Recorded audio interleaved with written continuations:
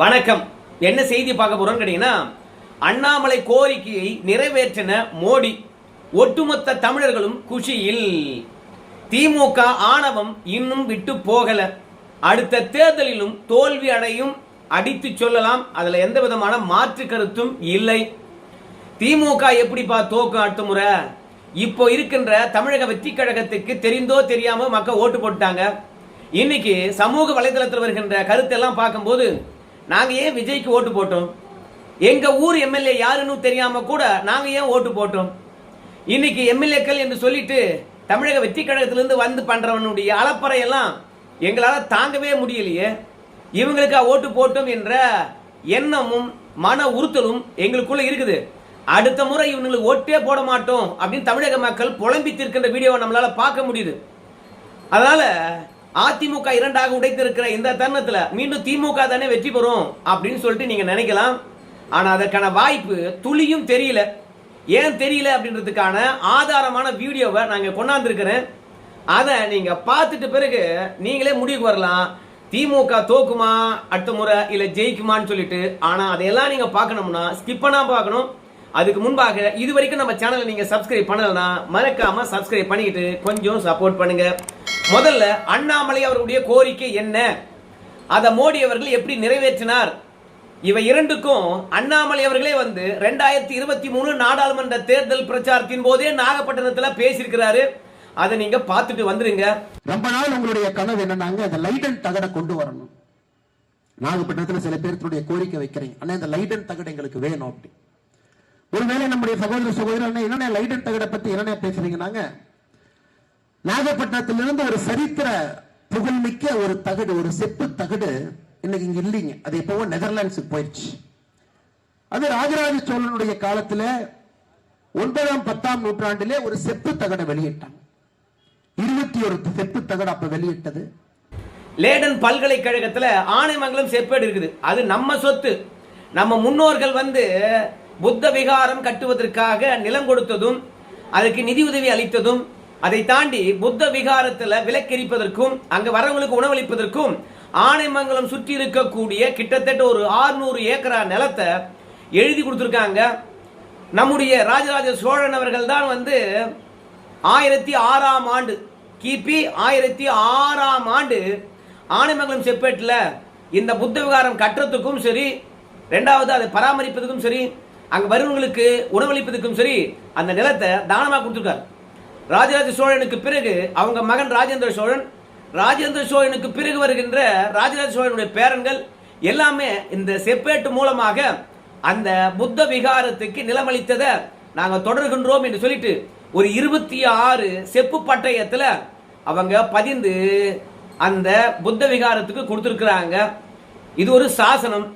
இந்த சாசனம் பொறுத்த வரைக்கும் 700 ஆண்டு காலமாக அந்த நாகப்பட்டினத்தில் இருந்த புத்த விகாரத்திலே இருந்திருக்கு.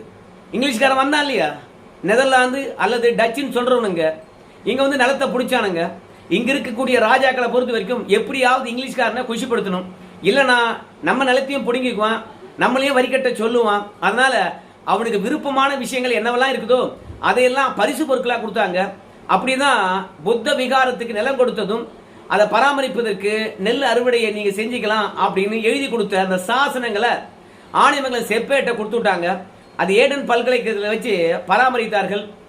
பல நாள் சட்ட போராட்டம், இதை கொண்டு வரணும் அப்படின்னு சொல்லிட்டு அதற்கு பிறகு நெதர்லாந்து அரசாங்கமானது சட்டவிரோதமாக பிற நாட்டினுடைய கலைப்பொருட்கள் நம்ம நாட்டில் இருந்தா அவங்க கேட்டாங்கன்னா அதை கொடுத்துடணும் அப்படின்னு அவங்க ஒரு முடிவு எடுக்கிறாங்க. அந்த முடிவுக்கு பிறகு இன்னைக்கு நம்ம மோடி அவர்கள் போனாரு. ஏன்னா 2023 நம்ம கோரிக்கை வச்சோம், சாமி இவங்களுடைய வரலாற்று பொக்கிஷம் ஆனைமங்கலம் செப்பேடானது அங்க இருக்கிறது, எங்களுக்கு கொடுங்க அப்படின்னு கேட்டாங்க. மோடி போன உடனே அதை கொடுக்குறோம் அப்படின்னு சொல்லிட்டாங்க. அதை மோடி அவர்கள் வாங்கிக்கிட்டு வராருங்க. இது அண்ணாமலை வைத்த கோரிக்கை தான். ஏற்கனவே நெதர்லாந்து அரசுக்கு மோடி அவர்கள் கோரிக்கை வச்சுட்டாரு. அதை தான் பிரச்சாரத்தின் போது சொன்னாரு, நம்முடைய பாரம்பரியம் நம்ம மண்ணுக்கு திரும்பி வருகின்ற காரணத்தினால, ஏன்னா நம்ம எப்படியெல்லாம் வாழ்ந்தோம் என்ற விஷயமானது அதில் அடங்கியிருக்கு. கிட்டத்தட்ட 600 ஏக்கரா, அதுலேயும் ஆனைமங்கலம் பக்கத்தில் இருக்கக்கூடிய காவிரி கரைக்கு கீழே நம்ம நிலத்தை சமன்படுத்தி விவசாயம் பார்த்துருக்கிறோம் அப்படின்ற விஷயம் எவ்வளவு பெருமைக்குரிய விஷயம். அந்த காலத்திலே ஒரு 250 டன்னுக்கு மேலான நெல்லை அந்த இடத்துல அறுவடை செஞ்சிருக்கும். அன்னைக்கு மாடு மனுஷன் 2 பேரை தவிர வேற எந்த விதமான தொழில்நுட்பமும் இல்லை. இப்படி உழைப்பை நம்பி நெல் ஈட்டி அதை புத்த விகாரத்துக்கு கொடுத்துருக்கோம். ஆனால் அன்றைய காலகட்டத்தில் சைவம் செழித்தோங்கியது. அன்னைக்கு மன்னனாக இருந்த நம்முடைய ராஜராஜ சோழன் சிவத்தை போற்றினவன், பிற மதத்தை அவமதித்தவன் கிடையாது. ஏன்னா சூரிய நாராயண கோயில்லாம் இவன் கட்டியிருக்கிறான். அதனால கடந்த காலங்களில் நம்ம தமிழகமானது மத சகிப்புத்தன்மையுடன் தான் இருந்திருக்குது. இன்னைக்கு இருக்கின்ற ஒட்டுமொத்த திராவிட கூட்டம் என்ன சொல்றாங்க, நாங்க மத சார்பற்று இருக்கிறோம், எங்களுக்கு எல்லா மதங்களும் ஒன்று தான் அப்படின்னு சொல்றவன் இந்து மதத்தை மட்டுமே இழிவா பேசிக்கிட்டே தெரியுமா. ஆனா அன்னைக்கு நெத்தி, கை, வயிறு, தொண்டை பகுதி எல்லாம் திருநீரை பூசிக்கொண்ட சிவபாத சேகரன் என்று சொன்ன ராஜராஜ சோழ புத்த விகாரங்கள் கட்டுறதுக்கு இடம் கொடுத்ததும் இல்லாம அதை பராமரிப்பதற்கு 600 ஏக்கரா நிலம் கொடுத்துருக்கிறான். அது செப்பு பட்டயத்துல வடித்தும் கொடுத்துருக்கான் சாசனமாக. தலைமுறை தலைமுறையாக எங்க வாரிசுகள் உங்களுக்கு நாங்க தந்த உறுதிமொழியை காப்பாற்றுவாங்க என்று ஆணையமிட்டு இருக்கிறான். இதுல என்ன கொடுமை தெரியுமா, இது இந்தோனேஷியாவில் இருக்கக்கூடிய ஒரு அரசர் வைத்த வேண்டுகோள். கடாரம் கொண்டான்னு சொன்னாங்க இல்லையா ராஜேந்திர சோழன், ராஜராஜ சோழன். ஸோ அங்க போய் இருக்கக்கூடிய தென்கிழக்கு ஆசிய நாடுகளை எல்லாம் சோழர்கள் பிடித்த பிறகு கூட நம்ம தமிழகத்தில் இருந்த நாகப்பட்டினத்தில் இருந்த புத்த விகாரத்தை இடிக்கவும் இல்லை, அவங்களுக்கு கொடுத்த வாக்குறுதியும் அவங்களுக்கு கொடுத்த தானத்தையும் திரும்பி எடுத்துக்கொள்ளவே இல்லை. இன்னொரு பியூட்டி என்ன தெரியுமா, தெற்காசியா முழுவதும் போய் கட்டி ஆண்டார்கள் சொல்லுவாங்க. தமிழன் எங்கேயுமே வந்து தெற்காசியா முழுவதும் போய் கட்டி ஆளல. ஆனா அங்க ஆண்டவர்கள் தமிழர்களாக இருந்தார்கள் என்பது உண்மைதான். இங்கிருந்து போன சோழர்கள் வந்து அங்கு இருக்கக்கூடிய அராஜகம் செய்யக்கூடிய ஆட்சியாளர்களை நீக்கிவிட்டு மக்கள் விரும்புகின்ற ஆட்சியாளர்களை சண்டை மூலமாக புதிய அரசை நியமித்து விட்டு அவங்க தமிழகத்துக்கு திரும்பி வந்து விடுவார்கள்.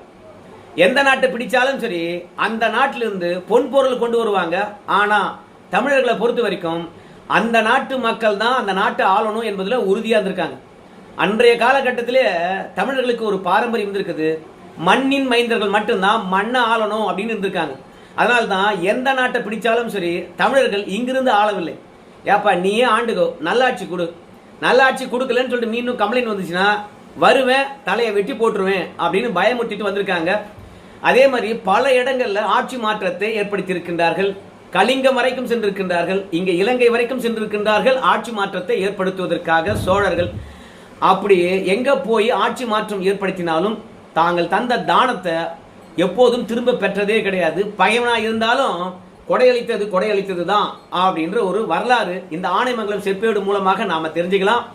ஸோ அப்பேற்பட்ட நம்முடைய பொக்கிஷமானது கிட்டத்தட்ட ஒரு 8 காப்பர் தகடுல சமஸ்கிருதத்தில் எங்களுடைய முன்னோர்கள் யாரு, நாங்கள் எப்படியெல்லாம் வந்தோம், எங்களுடைய வாரிசுகள் யார் யாரு அப்படின்னு பதிந்திருக்கிறவங்க தமிழில் நாங்கள் என்ன தானம் கொடுத்தோம், யாருக்கு தானம் கொடுத்தோம் அப்படின்னு சொல்லிட்டு கிட்டத்தட்ட ஒரு 17 செப்பேடுகளில் இந்த வரலாறு எழுதியிருக்காங்க. மொத்தம் செப்பேடுகள் 26 என்று நினைக்கின்றேன். அதில் 3 சிறிய செப்பேடுகளும் இருக்கிறது. அதில் பாண்டியர்கள் சின்னம் மீனும் இருக்கிறது, சோழர்களுடைய சின்னம் என்னது புலியா, ஆமாம் அதுவும் பொறிக்கப்பட்டிருக்குது, சேரர்களுடைய வில் சின்னமும் அங்கே பொறிக்கப்பட்டிருக்குது. ஸோ மொத்தத்தில் சோழர்களை பொறுத்த வரைக்கும் சேர சோழ பாண்டிய பகுதிகளை மொத்தமாக இந்த செப்பேடு அச்சிடுகின்ற பொழுது ஆண்டு இருக்காங்க என்பது உறுதியாகுது. அதனால நம்முடைய வரலாற்று ஆவணம் நம்ம மண்ணுக்கு வந்ததுனால இன்னைக்கு தமிழக மக்களை பொறுத்த வரைக்கும் குஷியில் இருக்காங்க. இந்த கோரிக்கை தான் அண்ணாமலை அவர்கள் ஏற்கனவே வச்சிருந்தாரு. அதை தான் நாகப்பட்டினம் மக்கள் முன்பாக பேசினாரு. மோடி கொண்டாட போறாரு, கவலைப்படாதீங்க அப்படின்னாங்க, கொண்டும் வந்து விட்டார். இந்த மாதிரி பாரம்பரியத்தை மீட்டெடுக்கக்கூடிய நம்ம மோடிக்கும் அதை மீட்டெடுக்க வேண்டும் என்று இங்கிருந்து செய்தி அனுப்பிய அண்ணாமலைக்கும் ஒரு சல்யூட் போட்டு, இப்போ திமுக அடுத்த தேர்தலில் ஜெயிக்கவே ஜெயிக்காது அப்படின்னு சொல்றதுக்கு என்ன காரணம் தெரியுமா? இதை பாருங்க. என்ன தொகுதி எப்படி தெரியுமா, அப்படியே சிங்கப்பூர் மாதிரி மாத்தி வச்சிருந்தாரு. ஆனா கேடு கட்ட அந்த தொகுதி மக்கள் நினைத்து பார்க்க முடியுமா? அதிமுக 2ஆ உடைந்திருக்கக்கூடிய தருணத்துல மீண்டும் திமுக தான் வரும் என்ற எண்ணம் உங்களுக்கு இருந்ததுன்னா அதை குழி தோண்டி புதைச்சிடுங்க. ஏன்னா இவ்வளவு ஆணவம் கூடாது. இவங்களுக்கு ஓட்டு போட்டா நல்ல மக்கள், ஓட்டு போடலன்னா கேடுகட்ட மக்களா? அந்த மக்களுக்கு உண்மையாகவே நீங்க குளத்தூரை சிங்கப்பூர் போல மாத்தி இருந்தீங்கன்னா அந்த மக்கள் நன்றியுடன் இருப்பாங்க. நீங்க மாத்தல, அதனால தான் உங்க கட்சி தலைவரையே தோக்கடிச்சாங்க. அது மட்டும் இல்ல, இவங்க தலைவர் திருச்சி கிழக்குல போட்டிடணுமா? உங்க தலைவர் அரசியலுக்கு வந்த காலத்திலிருந்து சென்னையை விட்டு வேற எங்கேயுமே வந்தில்ல. இது என்ன ஜெயலலிதாவா? பர்கூர்லயும் நிற்பாங்க, தேனிலையும் நிற்பாங்க, மதுரையிலையும் நிற்பாங்க. அதனால ஜெயலலிதா கிடையாது, எம்ஜிஆர் கிடையாது, எங்க வேணாலும் நின்று எங்க வேணாலும் வெற்றி பெறதுக்கு. அதனால உங்க தலைவர் மதுரையில் நில்லுன்னு சொன்னா கூட நிக்க மாட்டார். KN நேரு இருக்காருங்க, அவர் அடிக்காத கொள்ளையே இல்லைங்க, பணத்தாலே வந்து பார்த்தா வாக்குகளை வாங்கிடலாம் அப்படின்னு நினைச்சீங்கன்னா, சென்ற தேர்தலில் தமிழக மக்கள் பணம் பார்க்கல, ஜாதி பார்க்கல, மதம் பார்க்கல, மாற்றம் மட்டுமே பார்த்து விஜய்க்கு ஓட்டு போட்டிருக்காங்க. அதனால பணம் கொடுத்தா கூட செல்ஃப் எடுக்காது, இனிமே மக்கள் பணம் இல்லாம ஓட்டு போட்டிருக்காங்க அப்படின்றத புரிஞ்சுக்கிட்டு உங்க தலைவரை திருச்சி கிழக்கு தொகுதியில் நிக்க வச்சு வெற்றி பெற்று வச்சிடலாம் அப்படின்னு சொல்லி நீங்க நினைச்சீங்கன்னா அது தப்பு கணக்கு. ஏன்னா அதிகாரம் அளிக்கக்கூடிய மக்களையே நீங்க கேவலமா பேசுறீங்க. அந்த புத்தி இருக்கவே கூடாது. நாம ஏன் தோத்தோம் என்று உங்க தலைவர் 36 பேரை நியமிச்சு தமிழ்நாடு முழுவதும் பயணப்பட்டு கருத்துக்கள் உள்ளது உள்ளபடி கொண்டு வந்து சேருப்பா. என் மேல பழி சொன்னா கூட பரவாயில்ல, அது அப்படியே சொல்லு. இல்ல யார் மீது பழி சொன்னாலும் பரவாயில்ல, அப்படியே கொண்டாந்து வந்து சேரு. இல்ல ஒட்டுமொத்த டீமுமே தப்பு அப்படின்னு சொன்னாலும் பரவாயில்ல, இந்த திமுகவை வேணான்னு மக்கள் முடிவெடுத்துட்டாங்க அப்படின்னு சொன்னாலும் பரவாயில்ல, உள்ளத உள்ளபடியே வந்து என்கிட்ட சொல்லு. யாரையும் காப்பாத்தாத, யாருக்கும் முட்டு கொடுக்காத. அப்படி முட்டு கொடுத்து வச்சுக்கலாம் நம்ம கட்சியை காப்பாற்றவே முடியாது. அதனால 36 பேரும் களத்துல இறங்குங்க. மிக முக்கியமான ஒண்ணு, 2 பேரா போங்க, எந்த ஊருக்கு போனாலும் சரி. ஏன்னா 2 பேரும் ஒரே மாதிரியான ரிப்போர்ட்டை தரமாட்டீங்கல்ல, அதனால 2 பேரா போங்க. மக்கள் என்ன கருத்து தெரிவிக்கிறாங்கன்னு சொல்லுங்க. அவற்றையெல்லாம் கவனத்துல கொண்டு களத்துல செயல்படுத்தி மீண்டும் நாம வெற்றி பெறலாம். 36 பேர் போறீங்க தெரியுமா? அந்த 36 பேரும் இந்த ஸ்டாலினுடைய காதுகளா போறீங்க. ஏன்னு கேட்டீங்கன்னா மக்கள் குறைகளை சொல்ல காத்திருக்காங்க. நீங்க நல்லாட்சி செஞ்சீங்களா இல்லையா என்று காரி துப்ப போறாங்க. அதனால ஏதோ வந்து KN நேரு போறாரு, KN நேரை திட்டுறாங்க அப்படின்னு நினைக்காதீங்க. KN நேருலாம் திட்டல, அவங்க என்னதான் திட்டுவாங்க. அதனால உங்ககிட்ட இருக்கின்ற காதுகள் உங்க காது அல்ல, இது என்னுடைய காது. அவங்க என்னதான் வசைப்பாடினாலும் சரி, கருக கருக திட்டி தீர்த்தாலும் பரவாயில்ல, அந்த காது என்னுடைய காது, நீங்களாம் கவலைப்படாதீங்க அப்படின்னு சொல்லிட்டு உள்ளத உள்ளபடி கொண்டு வந்து சேருங்க ரிப்போர்ட்டை அப்படின்னு MK ஸ்டாலின் அவர்கள் உத்தரவிட்டு இருக்கின்றார். ஆனா மக்கள்கிட்ட போய் கருத்தே கேட்க தேவையில்லை. இந்த மாதிரி முன்னாள் அமைச்சர்கள் வந்து வாய் கொழுப்பா பேசுறாங்க தெரியுமா, இதை மட்டும் அடக்கிக்கிட்டாங்கன்னா நிச்சயமா மக்கள் மீண்டும் திமுகவுக்கு வாக்களிக்க வாய்ப்பு இருக்குது. ஆனா தோத்த பிறகும், அதையும் அவங்க தலைவரே தோத்த பிறகும் இவனுக்கெல்லாம் ஆணவம் அடங்கலன்னு வச்சுங்களேன், மக்கள் எப்படி ஓட்டு போடுவாங்க? கேடு கட்ட மக்களாம்.